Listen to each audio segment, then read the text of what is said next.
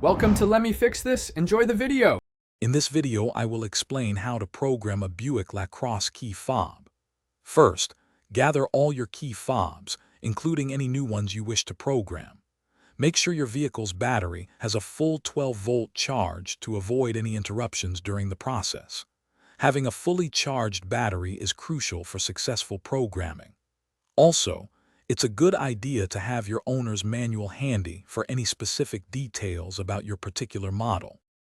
To begin, sit inside your Buick Lacrosse with all doors closed. Insert a currently working, already programmed key into the ignition.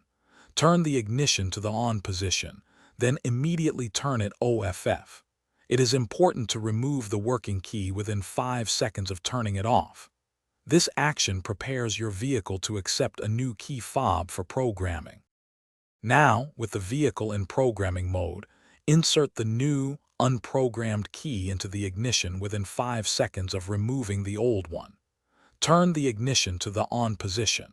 The vehicle's security light will turn off, indicating that the new key fob has been successfully programmed.